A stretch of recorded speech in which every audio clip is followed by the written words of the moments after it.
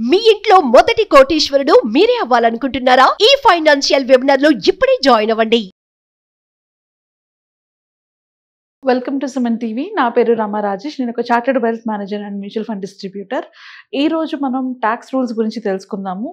కొత్తగా budget 2025 release అయిన తర్వాత చాలా మందికి చాలా ట్యాక్స్ రిలేటెడ్గా డౌట్స్ ఉన్నాయి కదా. అట్ ద సేమ్ టైం మనం ఇన్కమ్ ట్యాక్స్ స్లాబ్స్ గురించి డిస్కస్ చేసుకున్నాం, కానీ క్యాపిటల్ గెయిన్స్ గురించి కానీ లేకపోతే మ్యూచువల్ ఫండ్స్ మీద ఎలా ట్యాక్స్ పడుతుంది, ఎఫ్డీస్ మీద ఎట్లా ట్యాక్స్ పడుతుంది, వీటి గురించి డీటెయిల్గా డిస్కస్ చేసుకోలేదు.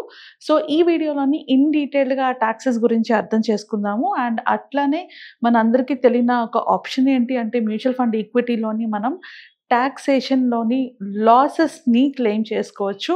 సో ఈ పాయింట్ చాలా మందికి తెలీదు. నేను ఈ వీడియోలోని దాన్ని క్లియర్గా ఎక్స్ప్లెయిన్ చేద్దాం అనుకుంటున్నాను. లాస్ట్ వరకు చూడండి.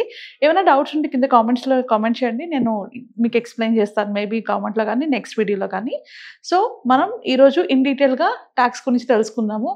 So fixed deposits, equity mutual funds and debt mutual funds 3 కేటగిరీస్లో నేను తీసుకున్నాను. ఏ కేటగిరీకి దాని బెనిఫిట్ ఏంటి, అలా అట్ ది సేమ్ టైం మనము ఎలాంటి ట్యాక్స్ క్లెయిమ్ చేసుకోవచ్చు అన్నది.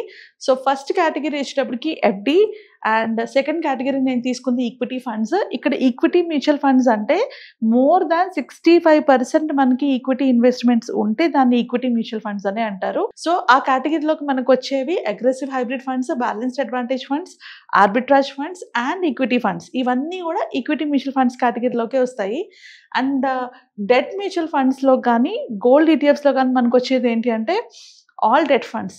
ఏదైతే ఈక్విటీలోని లెస్ దాన్ 35% ఇన్వెస్ట్ చేసి ఉంటాయో అవన్నీ కూడా డెట్ ఫండ్స్ కింద అవుతుంది. అట్లానే గోల్డ్ ఈటీఎఫ్స్ కానీ గోల్డ్ మ్యూచువల్ ఫండ్స్ కానీ మల్టీ అసెట్ ఫండ్స్లో కూడా ఏదైతే లెస్ దాన్ 35% మనకి ఈక్విటీ ఇన్వెస్ట్మెంట్లో ఉంటుందో అది కూడా డెట్ ఫండ్స్లోకి వస్తుంది. అలానే కన్జర్వేటివ్ హైబ్రిడ్ ఫండ్, అది కూడా లెస్ దాన్ 35% ఈక్విటీ ఉంటుంది కాబట్టి అది కూడా మనకి డెట్ ఫండ్ ట్యాక్సేషన్లోకి వస్తుంది. అండ్ ఇంటర్నేషనల్ ఎఫ్ఓఎఫ్ ఫండ్, ఏవైతే 35% కన్నా తక్కువ ఈక్విటీలో ఉంటాయో అవన్నీ కూడా మనకి డెట్ మ్యూచువల్ ఫండ్స్ కిందనే కన్సిడర్ చేస్తారు ట్యాక్సేషన్ కోసం. ఇది ట్యాక్సేషన్ వల్ల.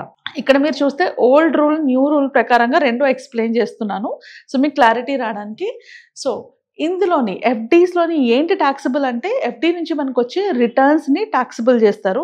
అట్ ద సేమ్ టైం ఈక్విటీలో మనకు వచ్చే క్యాపిటల్ అప్రిషియేషన్, అంటే మనం ఒక ₹1,00,000 ఇన్వెస్ట్ చేస్తే ఆ ₹1,00,000 ఒక 4 years తర్వాత నేను సెల్ చేసినప్పుడు అది ఒక 4 లక్షలు 3 లక్షలు అయితే ఎంతైతే పెరిగిందో ఆ పెరిగిన దాన్ని మాత్రమే అప్రిషియేషన్ అంటాం, క్యాపిటల్ అప్రిషియేషన్ అంటాం, దానికి మాత్రమే ట్యాక్స్ పడుతుంది. సేమ్ మనకి డెట్ మ్యూచువల్ ఫండ్లో కూడా క్యాపిటల్ అప్రిషియేషన్ మీదే ట్యాక్స్ పడుతుంది. అండ్ ఎప్పుడు ట్యాక్సిబుల్, ఇది చాలా ఇంపార్టెంట్, చాలా మందికి క్లారిటీ లేదు. సో మనకి ఎప్పుడు ట్యాక్సిబుల్ అవుతుంది అంటే ఎవ్రీ ఇయర్. అంటే ఇప్పుడు ఎఫ్డీస్ కనుక మనం ఒక 3 years 4 years మనం తీసుకుంటే అది every year on accrual basis tax కింద వస్తుంది.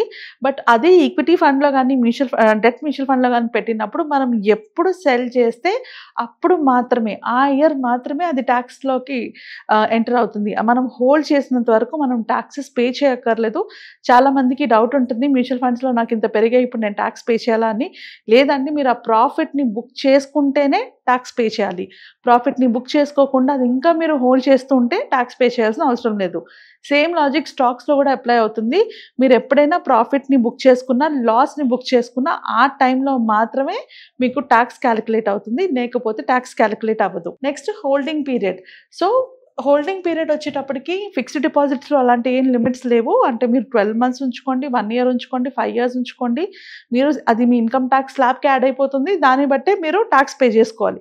అదే ఈక్విటీకి వచ్చేటప్పటికి మనకి 2 types ఉంటాయి. ఒకటి షార్ట్ టర్మ్ క్యాపిటల్ గెయిన్ అంటారు, ఇంకొకటి లాంగ్ టర్మ్ క్యాపిటల్ గెయిన్ అంటారు. Short term capital gain 12 months, అంటే మన ఇన్వెస్ట్మెంట్ లెస్ దాన్ 12 months కనుక ఇన్వెస్ట్ చేస్తే అది ఇన్వెస్ట్ చేసి సెల్ చేసిస్తే, అంటే ఒక సంవత్సరం లోపు మన ఇన్వెస్ట్మెంట్ మనం కనుక అమ్మేసుకుంటే అది మనకి షార్ట్ టర్మ్ క్యాపిటల్ గెయిన్ ట్యాక్స్లోకి వస్తుంది. అదే మోర్ దాన్ 12 months అయితే మనకి లాంగ్ టర్మ్ క్యాపిటల్ గెయిన్ ట్యాక్స్లోకి వస్తుంది.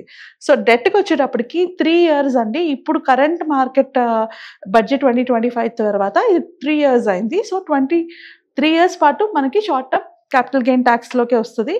3 years దాటి ఇన్వెస్ట్ చేస్తే అది లాంగ్ టర్మ్ క్యాపిటల్ గెయిన్ ట్యాక్స్లోకి వస్తుంది.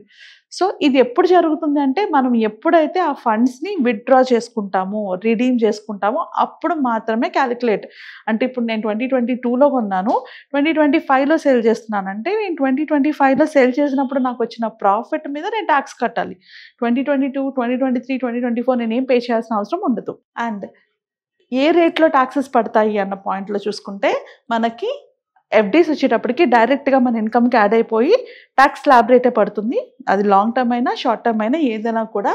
అదే మనకి ఈక్విటీకి వచ్చేటప్పటికి 2 స్లాబ్స్ ఉంటాయి.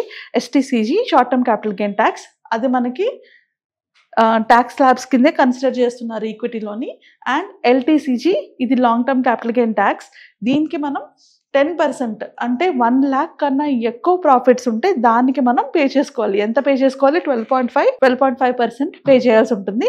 అదే ఈక్విటీ డెట్ మ్యూచువల్ ఫండ్స్కి వచ్చేటప్పటికి మనకి ఇది వరకు ఓల్డ్ రూల్ ప్రకారంగా అయితే అంతా short term capital gain tax అంటే ఎస్టీసీజీకి మనం స్లాబ్ రేట్ ప్రకారంగా పే చేసేవాళ్ళం.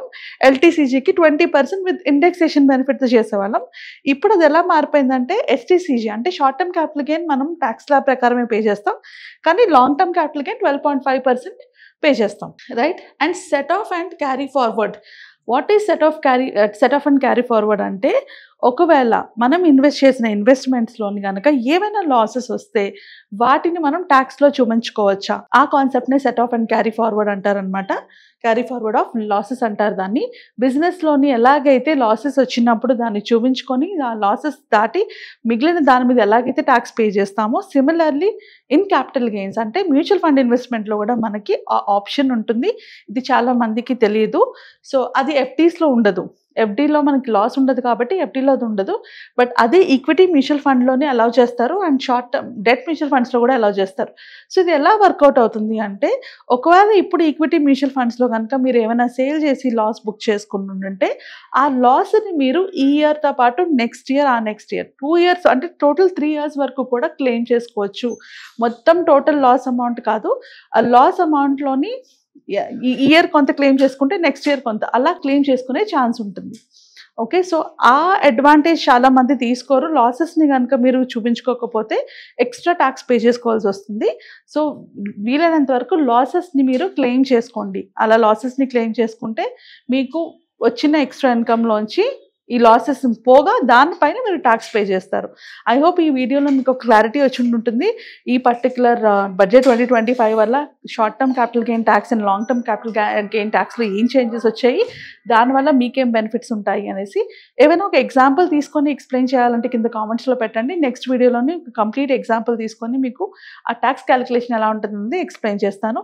అలానే మీకు మీ ఫండ్స్ రిలేటెడ్గా కానీ లేకపోతే ఇన్వెస్ట్మెంట్ రిలేటెడ్గా కానీ ఫైనాన్షియల్ ప్లానింగ్ రిలేటెడ్గా కానీ ఎలాంటి డౌట్స్ ఉన్నా ఎలాంటి ప్రాబ్లమ్స్ ఉన్నా కూడా కింద స్క్రోల్ అవుతున్న నెంబర్స్కి కాల్ చేసి కనెక్ట్ అవ్వండి. అండ్ నాతో అపాయింట్మెంట్ బుక్ చేసుకుంటే నేను మీ పోర్ట్ఫోలియోని రివ్యూ చేసి ఎలాంటి ప్రాబ్లమ్స్ ఉన్నా వాటిని హెల్ప్ చేస్తాను. Thank you so much. లైఫ్లో ప్రతి ఒక్కరికి డిఫరెంట్ అవసరాలు ఉంటాయి. కొందరికి పిల్లల ఎడ్యుకేషన్ ఇంపార్టెంట్ అయితే కొందరికి రిటైర్మెంట్ ఇంపార్టెంట్, కొందరికి పిల్లల పెళ్ళి ఇంపార్టెంట్ అయితే కొందరికి వాళ్ళ కెరియర్ ఇంపార్టెంట్. సో మన లైఫ్లో మనకు వచ్చే ప్రాబ్లమ్స్కి మనకు వచ్చే గోల్స్కి ఎలాంటి ప్లానింగ్ అవసరం, అలానే ఆ ప్లానింగ్లోని ఏమైనా ప్రాబ్లం వస్తే ఎలాంటి స్ట్రాటజీస్ ఉండాలి, ఈ ప్లానింగ్తో పాటు ఇంకేం కావాలి, ఫైనాన్షియల్గా స్టెబిలైజ్గా ఉండాలంటే మనం ఏం చేస్తే కరెక్ట్, ఇలాంటి ఎంతో ఇన్ఫర్మేషన్ అంతా కూడా మనం కండక్ట్ చేయబోయే వెబినార్లోని డీటెయిల్గా తెలుసుకుంటాము. మీ ఫైనాన్షియల్ ప్లానింగ్తో పాటు ఇన్సూరెన్స్ ప్లానింగ్తో పాటు ఎలాంటి ఫండ్స్లో పెట్టుకోవాలి, పెట్టుకుంటే ఎలా ఎగ్జిట్ అవ్వాలి, ఇవన్నీ కూడా నేర్చుకుంటాము. నా పేరు రమా రాజేష్, నేను ఒక చార్టర్డ్ వెల్త్ మేనేజర్ని.